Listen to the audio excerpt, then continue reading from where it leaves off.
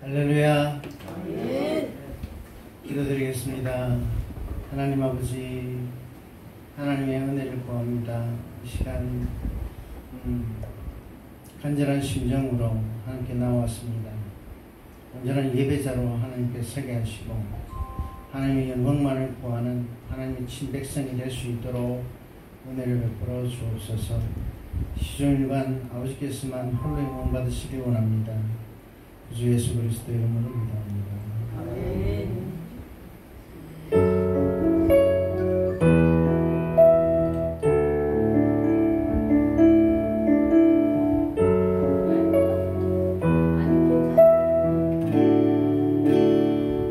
주님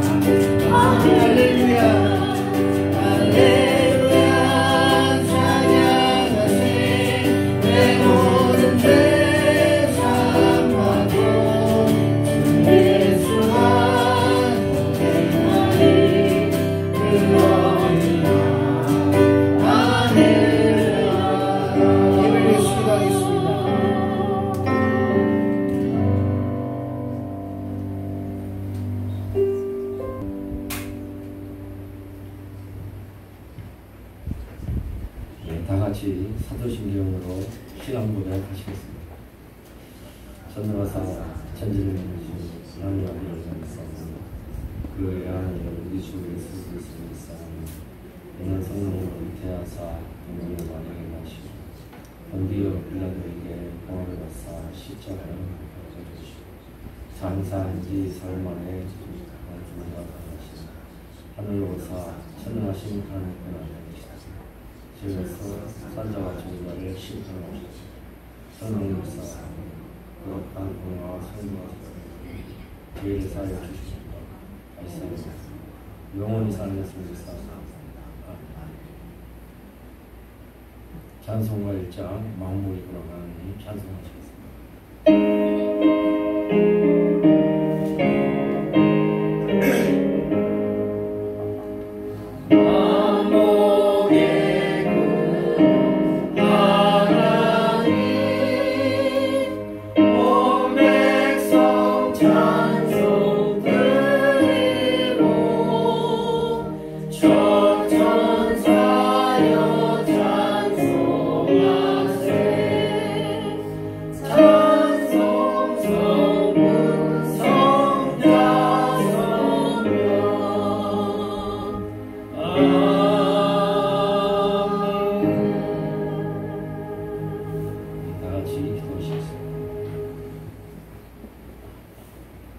백돌의 하나님, 요셉의 하나님,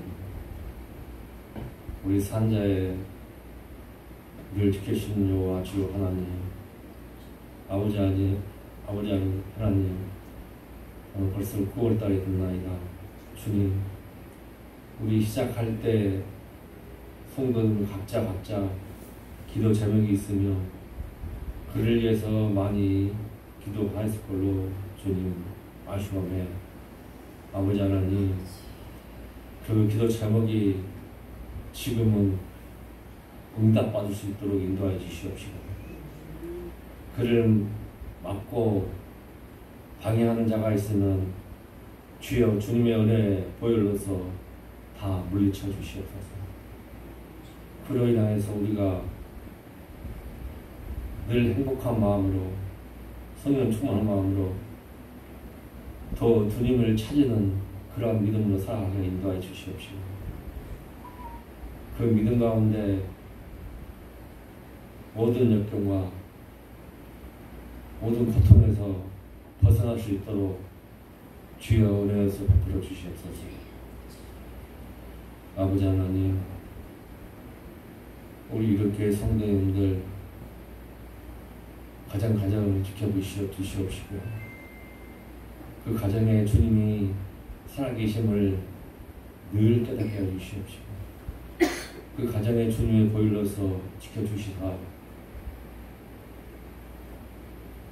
지금까지 악는 사람이 있고 고통 속의 사람 가정에 있으면 그 가정들이 주님 찾기에는 어려우니 주님 보혈로서 깨끗이 지켜주셔서 가정이 평안하게 올 수 있게 인도하여 주시옵시고 가정이 주님의 성령으로서 늘 행복을 찾는 그런 가정이 되게 인도하여 주시옵소서.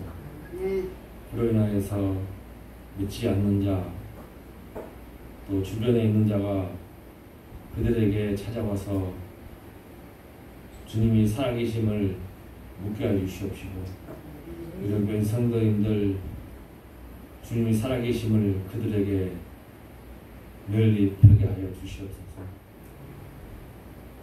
아버지 하나님, 이 나라와 저 북한 땅을 붙들어 주시옵소서.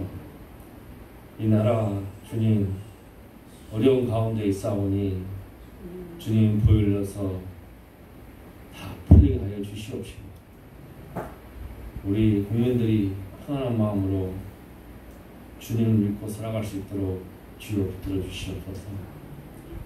저 북한 땅에도 주님 평안을 주시옵시고 자유를 주시사 그들에게 주님이 얼마나 살아계심을 기쁜지 깨닫게 하여 주시옵시고 주님이 그들에게 늘 살아계심을 찾고 찾다는 것을 그들에게 깨닫게 하여 주시옵소서.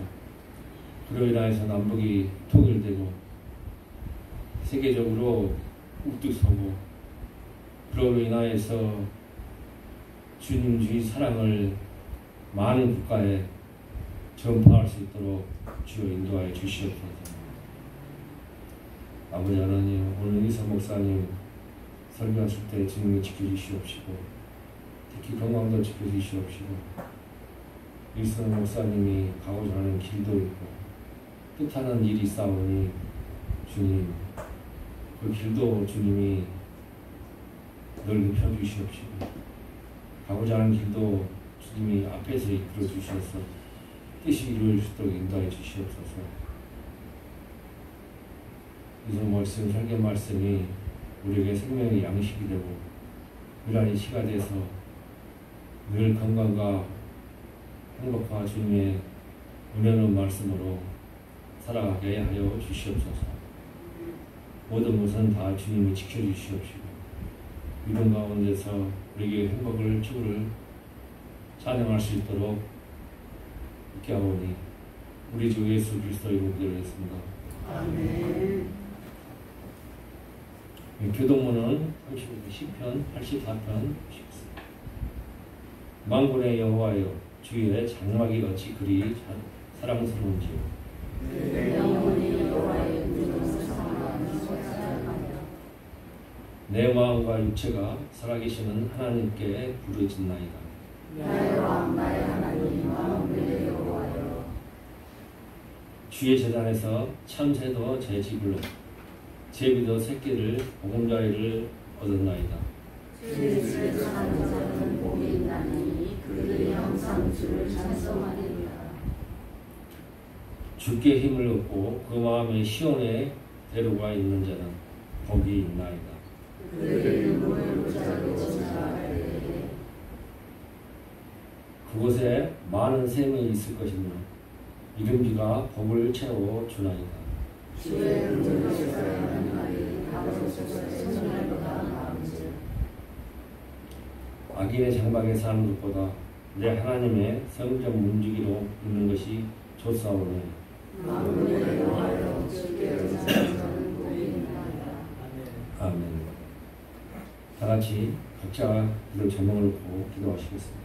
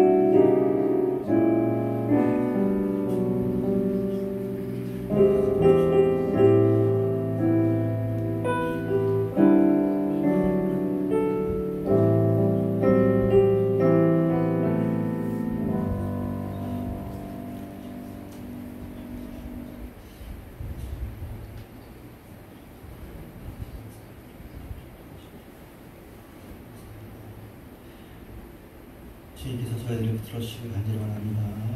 예수님의 이름으로 기도합니다. 아멘. 앞으로는 이 기도 시간을 한 3분에서 5분 정도로 좀 더 길게 하겠고요. 오늘 미리 예고가 되지 않은 상태라 한 2분 정도 예고하셨고요. 자, 하나님의 말씀은 느헤미야서입니다. 느헤미야서 6장 1, 2절 말씀 보겠습니다. 네, 함께 읽겠습니다. 시작. 산발락과 도비아와 아라비아 사람 게셈과 그 나머지 우리의 원수들이 내가 성벽을 건축하여 허물어진 틈을 남기지 아니하였다 함을 들었는데 그때는 내가 아직 성문에 문짝을 달지 못한 때였더라.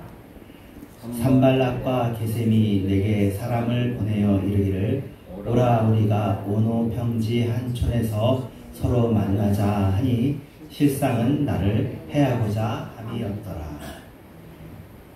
6번째 시간이고요. 느헤미야를 보고 있습니다. 이제 우리 교회에서는 지금 5째 느헤미야를 봤기 때문에 뭐 일주일 동안 잊어버리셨겠지만 그래도 그 제일 처음부터 뭐 짧게 요약한다면 느헤미야가 그 고향 이스라엘 땅 고토를 갔다 온 사촌에게 물어봅니다. 어떻게 되었냐 했더니 아주 어렵게 되었다. 어렵다 그러니까 뜻을 정해가지고 기도하는데 이 사람이 왕의 숨막힌 관원이 되었고 그리고 또 그 매해 첫날 축제에 이 사람이 이제 수색이 있는 것을 마음에 슬퍼하는 것을 왕이 보고 또 기분 안 나쁘게 하고 너가 필요한 게 뭐냐 하면서 이 사람을 이쪽에 총독으로 보냈습니다. 그래가지고는 잘 짓고 있는데 여러 사람들이 동역해가지고 반대가 있었습니다. 한 번은 위협하는 반대고 또 그래가지고 그 무력도 일으키려고 해가지고 한 손에 무기를 쥐고 했고요.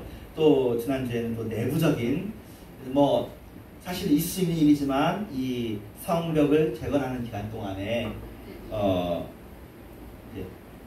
어려운 사람이 좀 더 어려워진 거죠. 빈부의 격차가 심해졌다기보다는 그래가지고 그 사람들을 위해서 또 이때는 이자를 받지 말고 담보물도 더 돌려주자.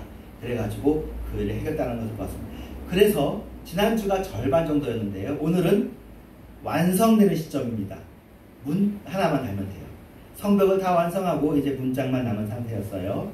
그런데 그때에 산발랏이라는 이미 그 전에 느헤미야를 위협하고 이 사람들에게 협박을 했던 사람이 만나자고 이야기했습니다. 그런데 바로 이 성경 뒤에 이어서 그 의도는 살해하고자 하는 것이었다고 바로 붙어 있어요. 그러니까 뭐 이 성경 말씀 그대로 믿어야 되겠죠. 만나자고 하였지만 살해하여 가지라는 의도를 가지고 했다는 것입니다. 그래서 느헤미야는 당연히 거절했습니다. 참고로 이거 관련해 가지고 여러분은 뭐 국제 정세에 크게 자주 보진 않겠지만 최근에 그 러시아 우크라이나 전쟁이 여전히 우리에게 좀 안타까운 일이잖아요.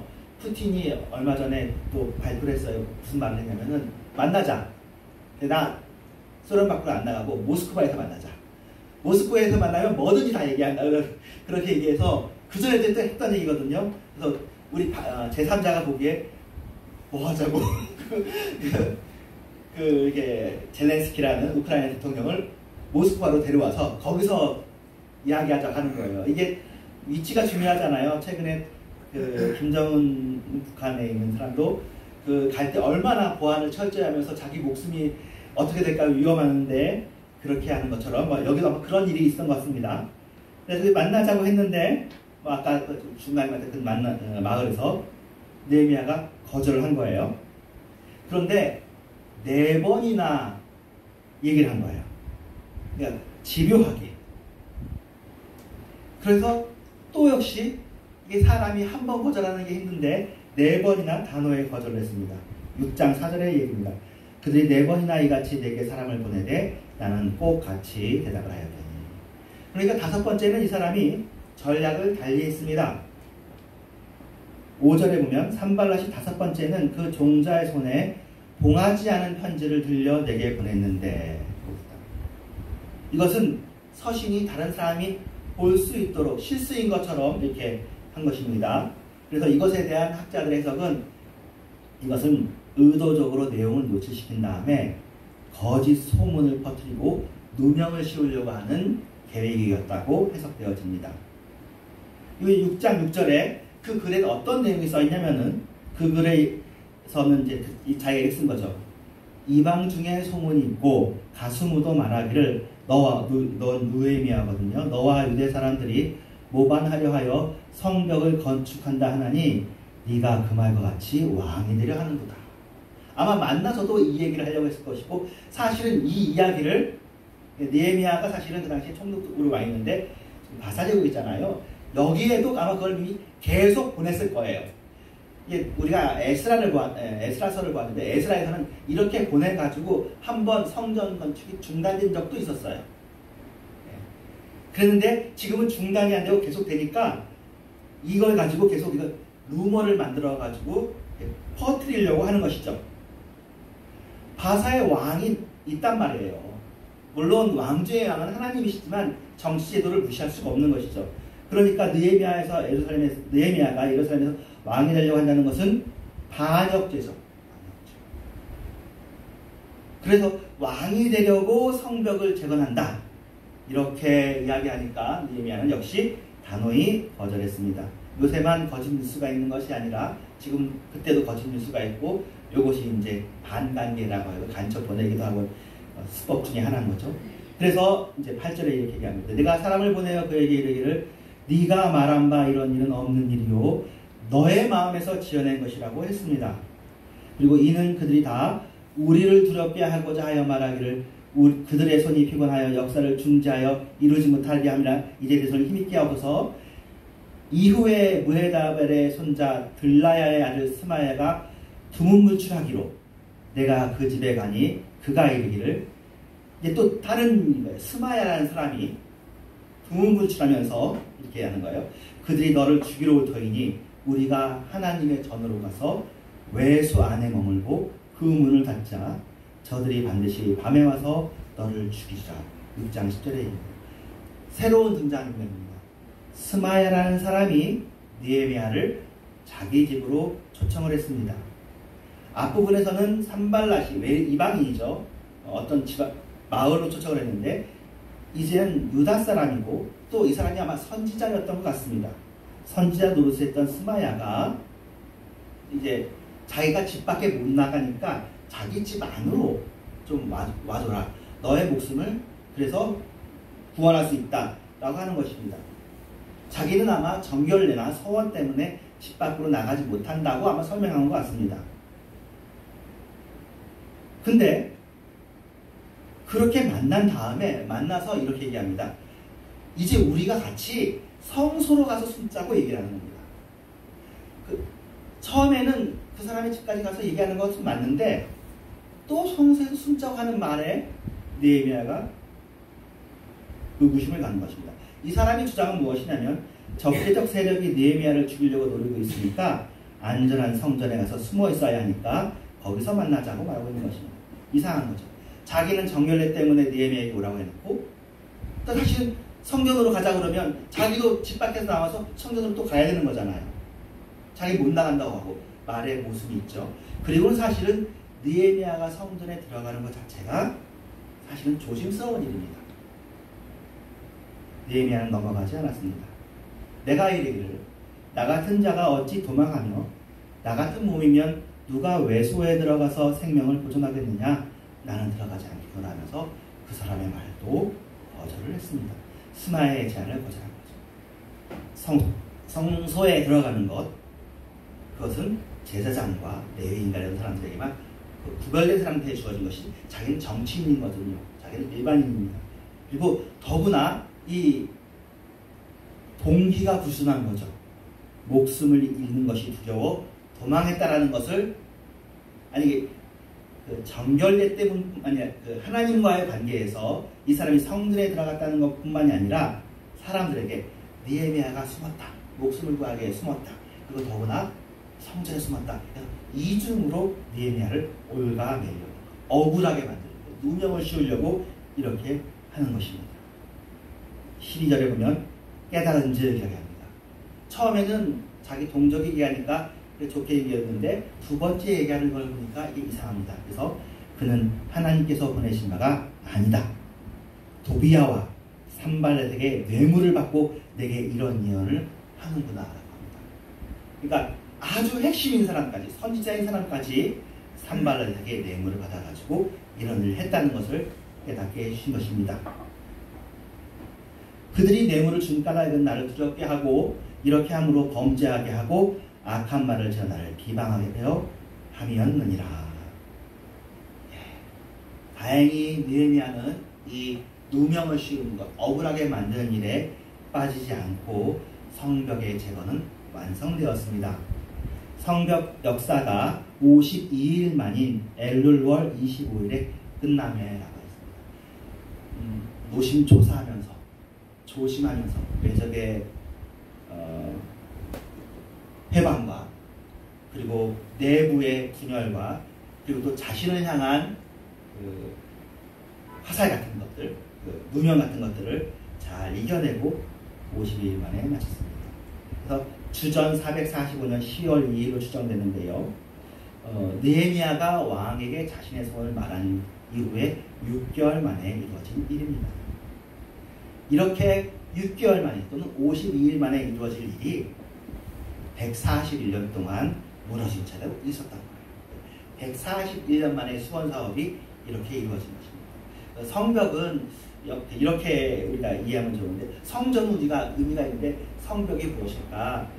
여호와께서 그 사면에 불성하게 되어지고 그 가운데 영광이 되신다 그러거든요.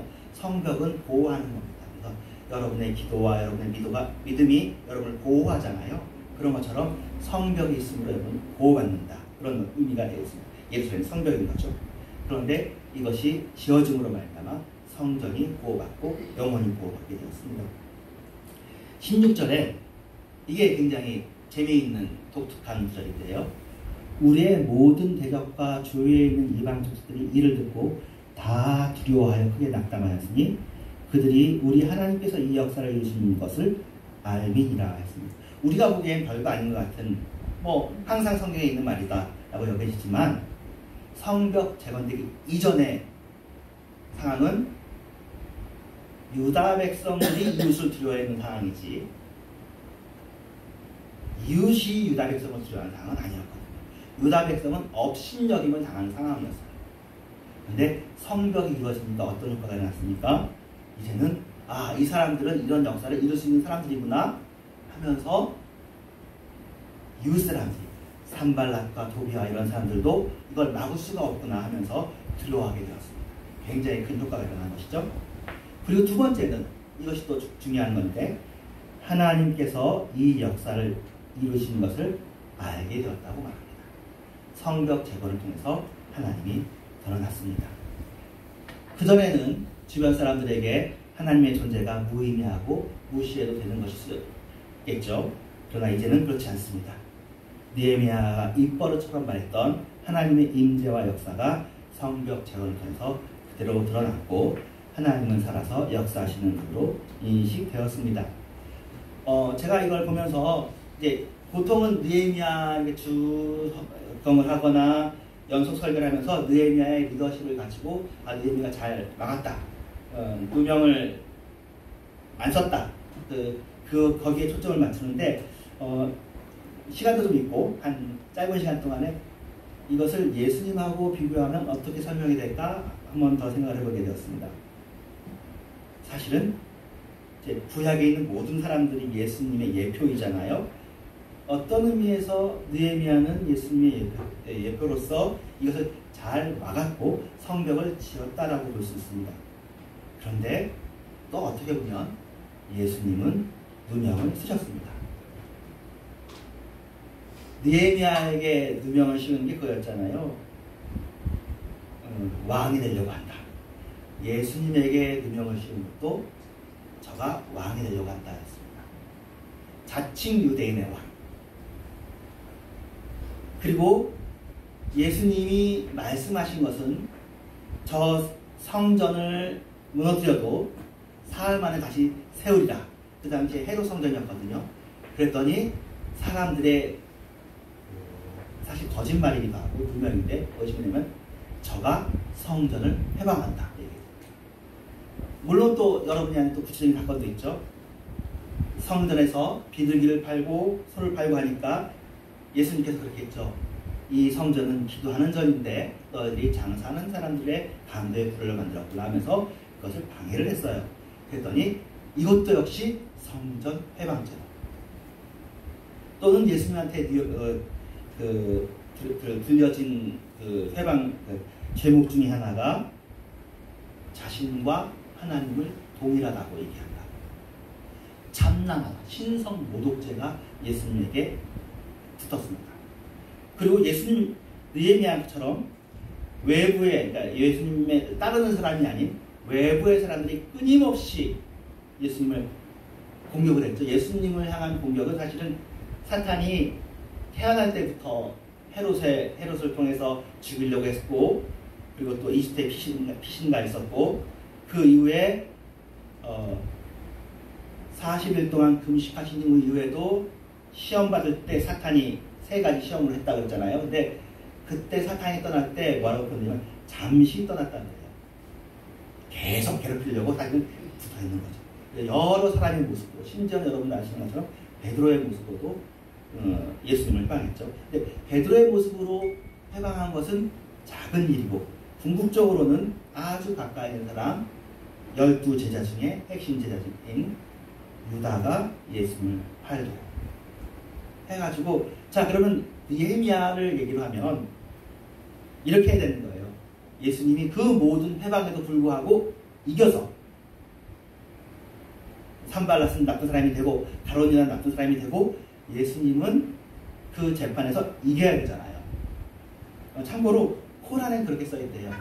예수님은 십자가에서 죽지 않고, 몰라요, 제가 코란 읽어본 건 아니고 뭐 2차 3차 저자에 의하면 가론 유다를 예수님처럼 얼굴을 바꿔가지고 십자가를 못 받고, 예수님은 살아있다. 뜻에 다른 여러 가지 버전이 있겠지만, 왜냐하면 이슬람이 보기에도 이건 정의롭지 않은 일이거든요. 나쁜 짓 한 사람이 살고 누명을 쓴 사람이 고통을 당하고 죽는 것은 옳지 않은 일이라고 여겼으니까 그런 버전을 생각했을 것입니다. 그러나 여러분 다 아시는 것처럼 예수님은 그 재판, 불의한 재판이죠. 불의한 재판에서 사형 선고를 받으시고, 그런 다음에 여러분 다 아시는 것처럼 십자가에 달리신 다음에 찬송에도 있잖아요. 십자가에서 내려오라고 그래요. 백성들이. 그리고 조건이 뭐죠? 네가 하나님의 아들이거든. 네가 말한 그 말이 맞다면 내려와야 맞는 것이 아니냐, 하나님이 살아있다면 내려와야 되는 것이 아니냐, 그 얘기를 하는 거죠. 자, 그러면은 안 내려오면 뭐 하라는 거예요? 넌 하나님의 아들이 아니라는 거예요. 이게 사실은 이 이야기가 예수님한테는 처음부터예요. 처음부터. 3가지 시험을 할 때도 네가 하나님의 아들이거든 이렇게 하라고 하는 거예요. 근데 예수님이 그것을 증명하지 않아요. 그리고는 죽어요. 네, 십자가에서 사실은 기독교가 이렇게 많은 사람들에게 깊이 뿌리내리고 한 게, 그때 예수님이 사셨으면 그런 예수님은 뭐하고 비슷하면 힌두교 신하들이 그러거든요. 힌두교 신하들이 계속해서 살아나고 승리하는 왕이에요. 근데 예수님이 최후엔 승리하지만 그때는 죽어요. 그래서 예수님의 별명이 죽임당한 어린 양이거든요. 계시록에 예수님을 계속 죽임당한 어린 양이, 죽임당한 어린 양이에요. 죽임을 당해야 되는 거예요. 진짜로 사람의 목숨이 하나인데 하나의 목숨이 끊어지는 거죠. 느헤미야는 살아서 이 일을 완성했습니다. 하지만 예수님은 죽었어요. 그러니까 여러분 잘 아는 것처럼 이삭도 안 죽고 이삭 대신에 염소가 되었지만 예수는 죽잖아요. 요셉도 감옥에 있었지만 결국엔 총리가 되었고, 하지만 예수님은 죽었어요. 예수님이 죽음이 굉장히 중요한 거예요. 예수님의 죽음이 여러분을 위한 죽음이, 우리를 위한 죽음이라서 죄에 대해서 한번 죽은 사람은 그 죄가 더 못 쫓아오는데 우리에게 죽음을 선물로 주신 거예요. 그러니까 예수님을 믿으면, 예수님과 함께 있으면 십자가에서 여러분은 죽으신 거예요. 예수님이 죽은 게 우리 모두를 위한 죽음이고 우리 모두의 죽음인 거고, 그 죽은 다음에 자, 억울하잖아요. 얼마나 억울한 일이야. 억울하다는 게 이 세상에 지금도 많습니다. 그죠? 이 세상에 많이 좋아졌고 정의가 이루어졌지만 누명을 쓰는 일이 많고요. 억울한 일이 많고, 내 이미지가 그렇게 나쁜 일이 아닌데 내 이미지가 망가뜨리는 그런 나쁜 세력들도 있고 나쁜 개인도 있고, 그러니까 가슴을 칠 그런 억울한 일이 있는 것이 사실 세상입니다. 재판에서도 항상 옳은 재판만 있는 것이 아니라 옳지 않은 것들도 있는 세상입니다. 그것을 줄여나가야죠. 완전히 없도록 시스템을 만드는 것이 우리에게 해야 될 노릇인데 그럼에도 불구하고 과거에 이뤄진 것은 어쩔 수 없고 그래서 억울하게 죽은 사람들도 있는데 그 억울하게 죽은 모든 사람들을 위해서 기독교가 존재하면서 예수님이 얘기합니다. 그렇게 억울하게 죽은 사람들의 사실은 첫사람은 또 가인과 아벨 중에 아벨이고요. 아벨이야말로 죽으면 안 되잖아요. 가인이 죽고 아벨이 살아야지 아벨은 죽고 가인은 후손도 남기고 살고 이게 뭐 말이 안 되는 노릇이잖아요. 그런데 이 세상으로만 이 세상이 하나님의 세상이 구성된 것이 아니라 하나님의 세상 하나님의 나라가 있어서 부활이 있는 것이고 그리고 예수님은 부활하셔서 그 부활을 우리에게 선물로 주시려고 사실 부활하신 거죠. 여러분들을 위해서 아담으로 태어난 몸은 여러분 죽어도 괜찮고 죽을 수 있고 억울함을 누릴 수 있지만 여러분은 최후 승리를 소망하고 바랄 수 있습니다. 예수님이 부활하신 것이 여러분하고 무관한 것이 아니라 여러분을 위해서 부활하셨다고 에베소서에 그렇게 얘기합니다. 느헤미야에 대해서 이제 일단 구약적으로 한번 갔다가 신약적으로 잠깐 언급을 했습니다. 여러분들도 억울한 일을 많이 안 당하시기를 바라고요. 억울한 일을 당하시더라도 최후 승리가 있는 것을 믿으시기 바랍니다. 최후 승리가 할 수 있으면 이 땅에서 이루어지면 제일 좋고 없더라도 천국을 바라보십시오. 진리가 굽어지지 않았습니다. 진리가 굽어지지 않았다는 것을 기독교가 보여줍니다. 그리고 반드시 승리한다는 것을 보여줍니다. 옳게 사십시오. 네, 기도하겠습니다. 하나님 감사합니다. 주님 사랑합니다. 정의와 평화와 행복의 하나님의 나라를 이 땅에 이루기 위해서 기독교인들이 열심히 노력하고 또 사람들도 불신들 일반인도 모든 아담의 손도 다 열심히 노력하는데 이 세상에서는 뭐 많이 이루어도 그 완벽에 충족에는 이루지 못하고 있는 것 같습니다. 지금이 얼마나 좋은 시대입니까? 얼마나 인권이 좋은 시대입니까? 그럼에도 불구하고 누명이 있고 가짜뉴스가 있고 거짓 재판도 있고 억울하게 죽기도 하고 그런 일이 있습니다. 그러니까 모든 억울함이 예수 그리스도 안에서 하나님 안에서 신원될 것을 우리가 믿습니다.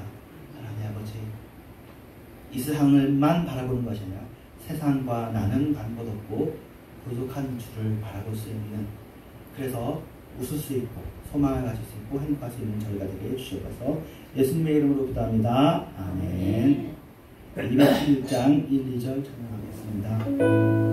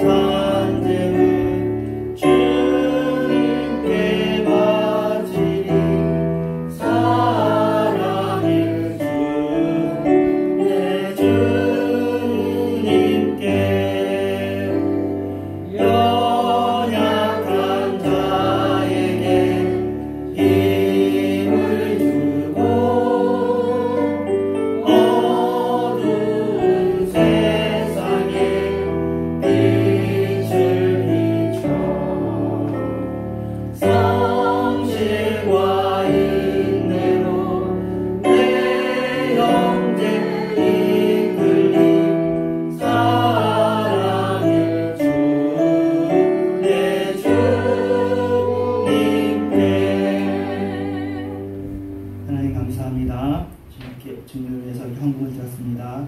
주님께서 받아주셔서 하나님 아버지 우리가 사는 동안에 하나님 일거리를 주시고 또 월급을 주시고 또 주님께 헌금할 수 있게 해주셔서 11조와 감사함과 각종 헌금들이 주님께 바른직하게 되어지길 원합니다. 그보다 우리가 헌신할 수 있기를 원합니다. 예수님의 이름으로 기도합니다. 아멘.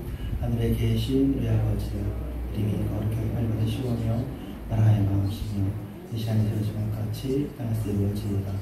오늘 하루 우리가 양식을 주시고 우리가 우리의 죄 지은 자를 사하신 것 같이 우리들을 사하여 주시고 우리를 시험하지 말게 하시며 다만 앞에서 구하소서. 내게 나와 권세와 영광이 아버지께 영원히 쌓나이다. 아멘. 내가 참 지금은 교회 마을 신의 속수의 은혜와 하나님의 사랑과 성령의 역사하심이 지금 하나 사랑하는 이런 교회 위에 이제부터 영원토록 함께 계실지어다. 아멘.